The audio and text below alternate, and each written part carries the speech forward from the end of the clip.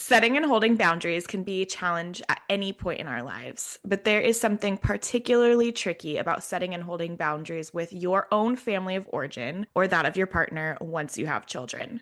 And that's especially true when dealing with difficult or even toxic family dynamics. So, how can we navigate these complicated relationships and uphold boundaries to protect our own well being in motherhood? That is the question that we will be answering in today's episode. Welcome to Worthy Mother Podcast. I'm your host, Emily Hardy, a mom of two on a mission to help moms everywhere feel less alone. This is not a parenting podcast. Instead, it's a space for pushing back against societal expectations of perfection and embracing self-compassion in your motherhood journey. Let's get into it. Welcome to Worthy Mother Podcast. Joining us for this very important conversation that no doubt is relevant to many of you tuning in is Lauren Auwood.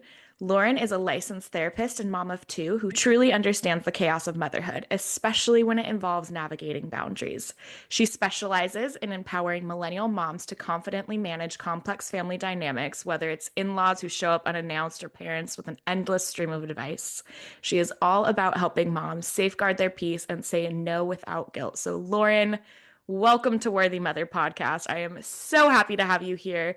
This is such a relevant conversation for so many women out there.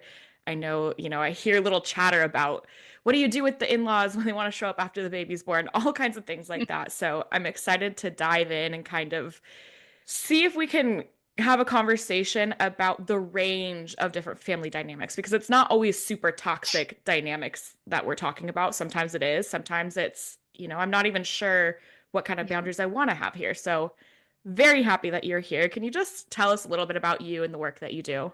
Yeah, thank you so much for having me. I'm really excited to be here. So, as you said, I'm a licensed marriage and family therapist, mom of two boys, 7 and 3. So, it's absolute mayhem over here. I've been practicing for about 10 years now, and I own my virtual private practice, and I'm licensed in Connecticut, Massachusetts, and Florida. I also provide coaching, which is a little bit different than therapy, but I'm able to work with moms all over the world, which is super important to me. So my practice is dedicated to supporting millennial moms as they navigate all the stages of motherhood from pre-pregnancy to the young kid years, specifically around navigating the complicated family dynamics with toxic in-laws or parents. My passion is, supporting them in finding boundaries that help them feel more empowered in their motherhood experience so they can stress less and enjoy more. And the reason I really, have honed in on the millennial experience, obviously I'm biased. I'm 37, I'm right in there. I've been doing this for a long time, and there truly seems to be some sort of epidemic around the boomer generation and the inability for them to, some of them, I don't want to generalize, for them to understand and respect boundaries. Yeah. It's a constant stressor I hear a lot of moms go through. It's already a hard time. And then being a new mom and navigating hurtful behaviors from people who you thought would be, or maybe you expected wouldn't be. It's just, it's a lot. And I'm really honored to try to help change that. Yeah, I think that's interesting, like thinking about it generationally and how we're in a place right now where this conversation is coming up a lot. I'm interested your take on that, how things maybe have changed over time when it comes to the influence that grandparents have or want to have on the family. I don't know. I honestly don't know, like, was this better before, or is it that we're having the conversations now? And also, I guess, change in how much moms today are willing to accept or put up with. Totally. I don't think it's any different now. I think our generation is lucky in the amount of access that we have to information, to therapy, to mental health, in general, whether if you can afford therapy or if you're able to just find Instagram pages that help educate you on really hard things that a lot of people go through. And also, like, women in general are more respected than they were when our parents or the grandparents we're talking about were, in the 80s, 70s, coming up and raising kids. I mean, it has a long way to go, don't get me wrong, but it's come pretty far in terms of societal expectations and respect when it comes to women. And we also have the support of a lot of us backing each other, right? And validating each other in this because we do talk about it more, which was not something that happened back then. So ultimately, the access to more information has impacted the tolerance that we have. Hmm. But I do think this is a perpetuated issue. I think, unfortunately, our parents or the grandparents we're talking about, the in-laws we're talking about, were likely exposed to some really horrible treatment when they were moms. Again, doing it a long time, I have not heard many times that I've heard an older woman, a woman in, the boomer generation say that they loved their mother-in-law. I really haven't, and I'm hearing it more now, which is great. But from our perspective, I'm hearing more Yeah. of it as things are changing, but not from theirs. So no, I think it was bad for them, and I think there's this idea of destructive entitlement, which basically is this is what I lived through. This is what it was like for me. So this is what it has to be like for you. I had to put up with this. This is what you do. This is Yeah. how you accept a mother-in-law treating you or the grandparent to your child. Yeah. I think that understanding is very important when we're having this conversation. It's not necessarily something that gives a toxic family member a pass, but we Right. do have to understand how these patterns are passed down generationally and that it may not fall squarely on the shoulders of that individual person. There can be some Absolutely. compassion in that, which does not mean then not to set and hold the boundaries, but just For that sure.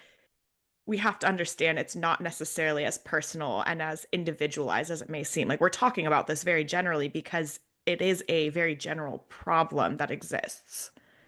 Absolutely. And you said it perfectly. It doesn't excuse the Hmm. behavior. It's not like, well, they went through this, so I'll just take it. Absolutely not. But it does empower you to have that knowledge, right? And if you have that knowledge, that's powerful. And it lets you put space between them and you. There's this longer distance now between their stuff and you. It's really not about you most times, 90% of the time, Yeah. right? When you can understand, oh, this is how they were treated. This is what they learned. And it helps you find maybe compassion or empathy. And that doesn't necessarily have to be for their benefit, but it can certainly be for your benefit and your emotional well-being to Yeah. find that. Yeah. So I'm curious if you can kind of lay out for us what kinds of behaviors you're seeing, what kind of line crossing, because there's obviously like toxic behaviors that are very much like, no, this is unacceptable. But I think there's also a lot of gray area, these Mm, not so toxic, but still problematic behaviors that we see, and they do impact relationships. And I think it might be helpful for listeners to just kind of hear what those are and hear what we don't necessarily have to accept. sure. A lot of the line crossing I see when it comes to, extended family, in-laws, grandparents, your own parents, with the moms I work with, it centers around a lot of like entitlement, this energy of I'm this, so I get to. So, grandparents feeling really entitled to be in control of when and how and where and how often they get access to the moms I work with children. And there's also this entitlement around offering criticism or questioning parenting methods, ignoring parenting guidelines or rules for how we want our children to be raised. And I think the not as toxic behaviors that can still cause distress for the women I work with look like overstepping boundaries out of love. Hmm. Right. And I don't mean like, but I love you and that's why I'm criticizing you. That's not what I mean, but more like texting or calling excessively to check in or unconscious comparisons like your sister did this and their kid's fine or you were never like that and I didn't do it this way. A lot of those really unconscious things that show up, those can be this not so toxic but still annoying or Yeah. frustrating or hurtful behaviors that I see a lot. And then the impacts of those behaviors on these relationships are really really strenuous. it impacts a relationship being, parent to adult child that should be really supportive and beneficial to everyone, right? Everyone should be able to feel good about this. The grandparent gets to be a grandparent and they get to love their adult child through this really hard thing. And the adult child feels like they have a safety net and a safe, Hmm. soft place to land. And it adds a ton of stress onto an already stressful experience in the best case scenarios, which is parenting. It adds stress to marriages.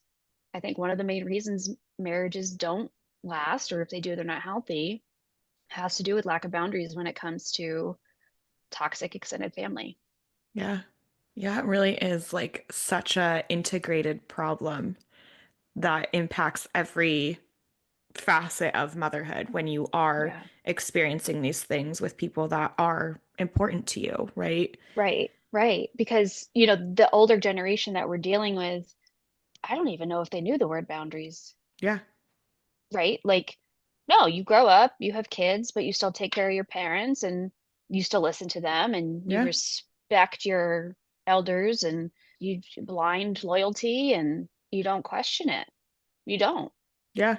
Well, and I even think just like for myself thinking about this, I mean, I didn't learn about boundaries growing up. I'm 30. My mom is like well into the Gen X generation, Mm-hmm. Mm-hmm. I she's like upper Gen X, but it's Mm-hmm. even my experience versus somebody who has a parent 10 years older than my mom, how that experience likely was different. And of course, these things don't change across the board generationally in a like Right. few years span. It's going to Yeah, be it's sort of different like the experiences for bookends. everyone. Yeah, Yeah, right. exactly.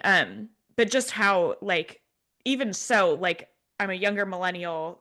These conversations about boundaries were not part of my life growing up, Mm-mm. which means that the people who were teaching me, they weren't conversations that they were having, right? Like it was like say no to Absolutely. drugs. I guess that was the boundary we all learned. Like I don't know, we didn't have these conversations. And so it is really No. amazing. We are coming together and having these conversations as millennials. And I think that conversation does extend up and down, right? Generationally. Yes.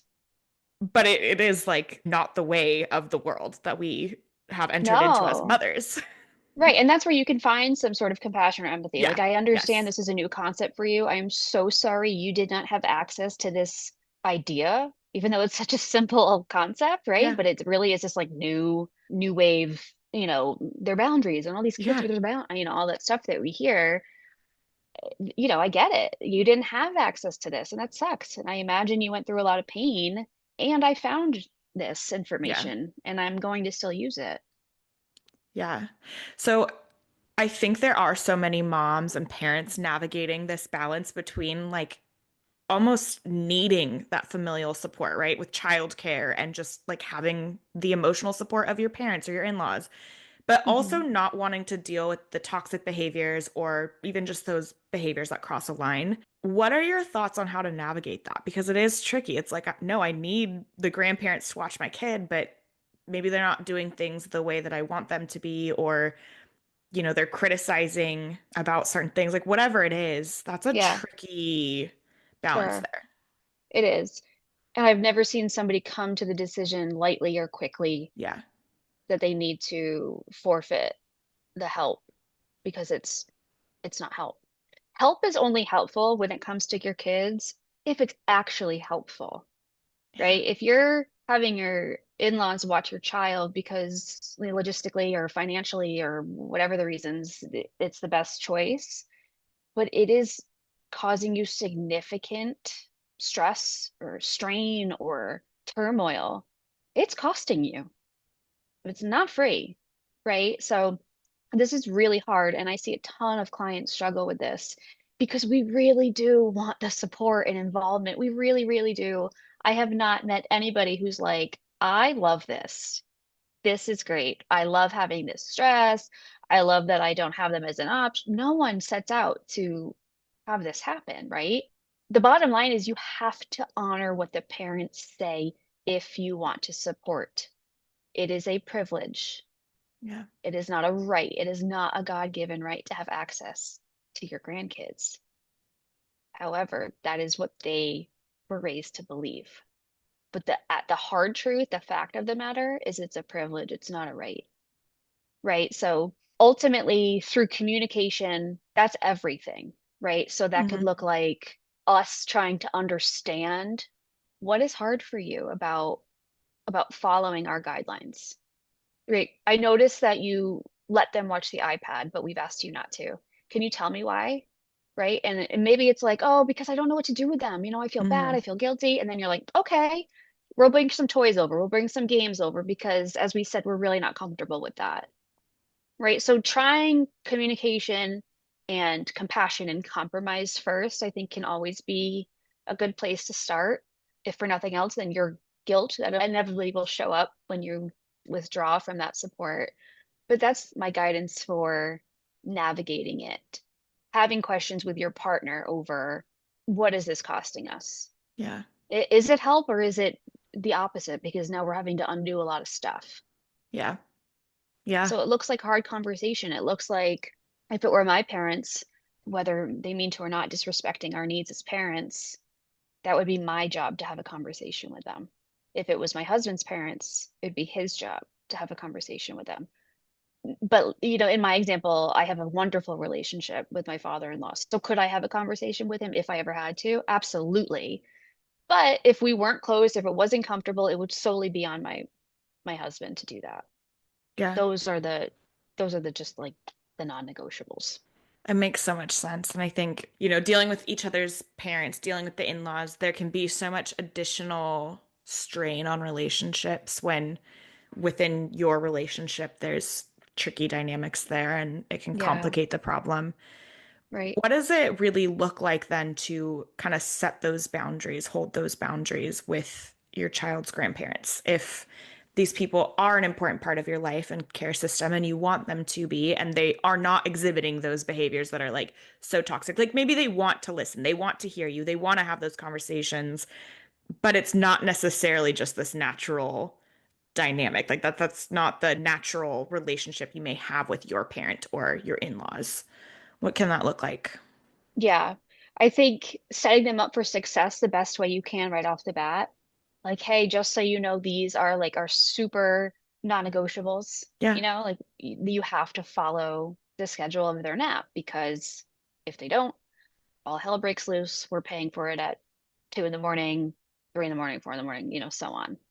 And if over time you see that example and others being crossed, it looks like, again, being curious. What's hard here for you? Yeah. If it's, I just don't agree. I think this is stupid. We didn't have schedules and you turned out fine, or whatever, fill in the blank they throw your way. That sounds like if this, then that. Hmm. It's going to sound like an ultimatum. We can call it whatever you want to call it, but it really is about choices, right? So, mom, if you choose to continue to ignore what we're asking for, we will have to choose to find a different childcare. We won't be able to do this anymore. It makes us uncomfortable. Yeah. You don't have to debate your feelings. There's no debate. Feelings are feelings. You don't need them to understand for you to still enact your boundary. It's Yeah. awesome if they do, right? If they're like, oh, yeah, totally, I get it. That's just like sprinkles on top. But you can still have your Sunday, right, without the sprinkles. It's cool if they get it and it's easy, but it's not required, right? So it ultimately will come up to choices. If you choose to continue to disregard and make me feel uncomfortable with my child in your care, I will then have to make choices too. Hmm. And that piece about then making the choice, making the decision, upholding that boundary is so important because I think it was wild to me. I mean, just a few years ago, I realized like the importance of when you set a boundary, it's not just the like, here's the boundary, here's the if this, then this.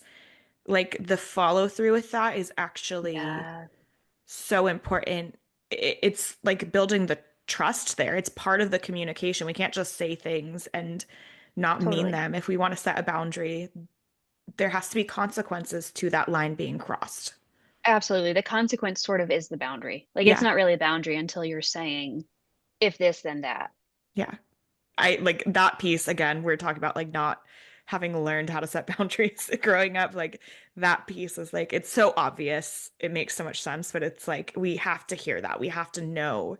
the follow through with the boundary is the boundary. That's the Right. part that matters. And we do that with our kids, Yeah. right? Yeah. Right? Like if you can't be safe with your hands, I'm gonna have to bring you over here and we're gonna have to just take some space for a Yeah. minute. That you do like so many moms, I wish they realize that they're doing it all the time. They're doing it more than they think they are. They're better at it than they think they are. Yeah. Um, but it's still uncomfortable. Like if we're waiting for Yeah. it to feel comfortable, I'm gonna be waiting forever. It It's won't. never gonna feel comfortable. I do this for a living. I don't like doing it, right? It's not fun. It doesn't feel good. But the alternative feels way worse. Yeah. So when somebody decides that enough is enough, what does that look like when somebody decides to go maybe no contact or really limit that interaction with toxic family members? Again, I've never met personally and professionally somebody who came to that conclusion or that decision easily or quickly, right? That's like a long history of how you felt in your childhood. It's a long time coming when somebody gets to that point because again, no child, adult, or 4-year-old wants to not have their parent in their life. We're biologically wired to want these people around us. It's painful. There's grief, even if we know it's the right thing to do. So, how you decide when it's enough is enough is really a personal decision. A lot of questions that I've asked my clients to help them find that is, how will you know when enough is enough? What will you feel? What will it take? How much longer do you think you can do this? What impacts is this having on you? What are you willing to continue to feel and experience? And what are you no longer willing Yeah. to? But it's such a personal choice. It's a difficult one to make. Yeah. I can see I mean, I'm a huge therapy advocate just for like just general life and, all of that. But when you're going through something particularly challenging, and I think recognizing how impactful our relationships are and how, like you said, like we're biologically designed to like want the support of Want our these parents. people, Yeah. right? Um, and I'm speaking as somebody who's really grateful to have a great relationship with my parents, and they do so much for my family and my kids and all of that. But Hmm. knowing that if you are going through something where you're questioning if the boundaries being broken is okay with you and what that looks like in your life, like knowing that needing that support from somebody else, from a therapist, from a coach, from a really supportive community of women that you are friends with, like whatever it is, knowing that it is a huge deal. It is a huge deal, Yeah. and it's okay if it feels like a huge deal because Yeah, it and makes sense.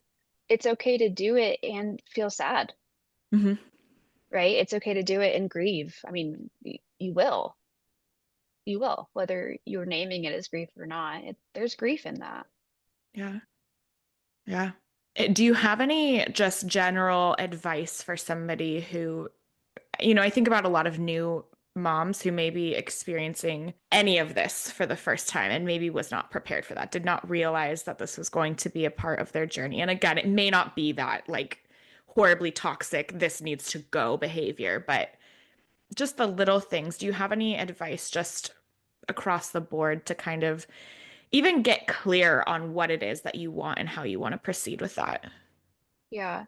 My favorite thing to say to any human, you have a right to feel emotionally, mentally, and physically safe all the time. Not sometimes, not only around certain people.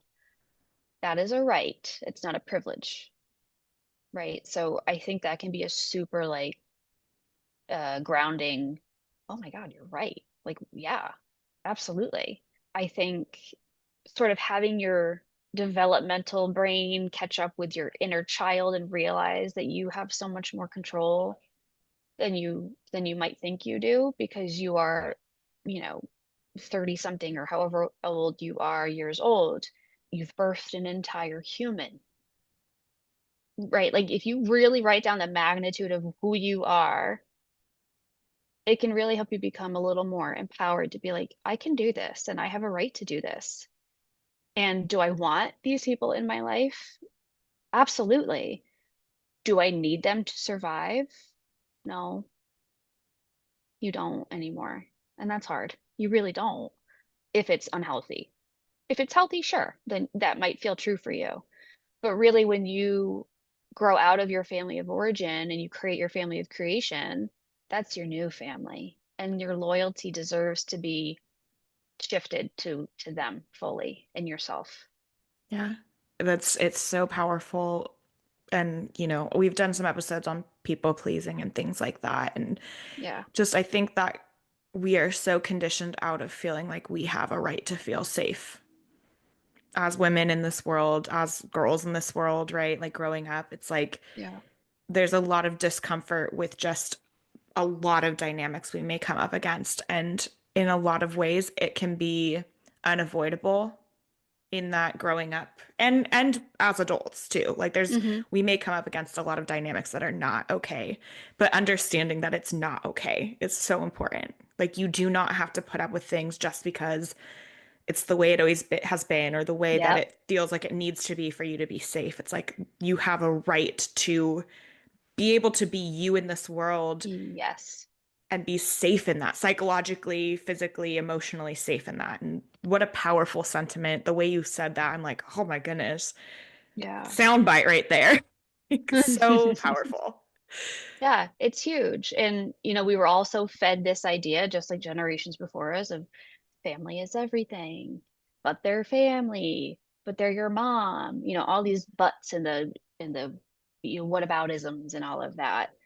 And, love is unconditional, maybe, but relationships don't have to be unconditional. There should be conditions to relationships, right? Because they're supposed to feel good Yeah. and they're supposed to make you feel safe and secure. So it's important not to confuse those. Yeah. Oh, so much to like just think about for anybody who has been dealing with uncertainty around boundaries or anything like that. I hope this has provided some amount of clarity and maybe some hope in what that can look like, some courage to prioritize yourself really and your family and Yeah. understand that like you don't have to put up with things that you're uncomfortable with putting up with. There is a way through that. It does not mean it's not painful, but Hmm. the support is out there too, right? Like there, Yes. follow Lauren. There's so many resources out there of just ways that you can uphold your own boundaries in a way that feels good Hmm. and navigate this so that you can have the relationships that you truly want in life. Right. And that's the whole point of boundaries is to have a relationship, is to keep the Hmm. relationship. That's why we have Yeah. them. That's why we ask for them to be met because we really Yes. don't want to lose this relationship. Yeah, boundaries are good things. They are, even though they feel often like, personal rejections Hmm. or attacks to people who weren't given the same choice to have them Yeah. growing up Yeah. for all those reasons. It's that idea that this is a them problem, not a me problem, and really understanding that. And again, that doesn't mean it's not painful, but it really is understanding like I can only control me. I can only control Yeah. how I react to this, how I respond to this. I can set the boundary. What they do with that is up to them. And then I get to decide how I react. But their decisions, their ways of acting do not reflect on me. It's a reflection on them. And we have to know that. Absolutely. That's a really empowering thing to remember Yeah. too. I love to end these conversations with the same question about self-care because I am huge on just helping women, helping moms understand that they are worthy of their own care. It is very important in so many ways. So I would love to Yes. know how you care for yourself regularly and if you have any advice for moms so that they can make sure they are also caring for themselves regularly. Yeah, I think self-care is so much more than the pedicure and the manicure and the massage and the girls' day and date lunch. Those are great. Those are certainly a form of it.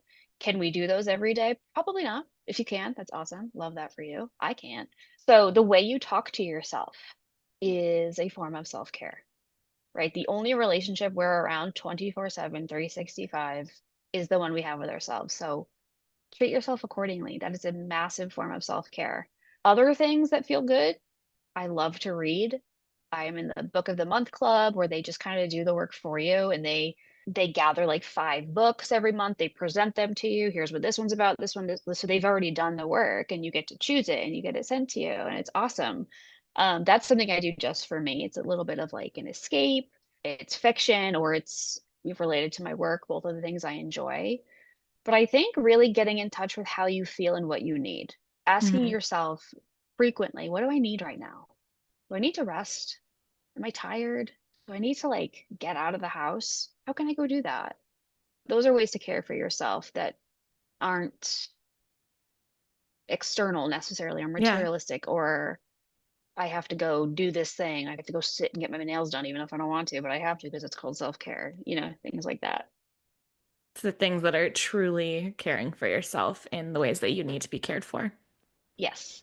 Amazing. Lauren, how can listeners get in touch with you, follow you, learn more about the work that you're doing?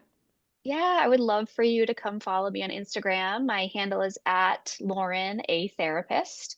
I have an awesome program, a group coaching program coming out where I walk you through all the phases of boundaries, the hows, the whys, the whats, the how do I navigate pushback. And you can sign up on my newsletter and you'll get some updates about that. Amazing. And I definitely recommend if this episode resonated with you that you do go follow Lauren. She has really great content. I was very excited that she was going to come on here and talk about this because it really, the work she's doing is very impactful and very inspiring and just encouraging for moms who need this information. Yeah, thank you so much for having me. Yeah. Thank you so much for being here and sharing your wisdom with us. My pleasure. And thank you so much for tuning in. We will be back next week with another episode of Worthy Mother Podcast. You are worthy, Mama.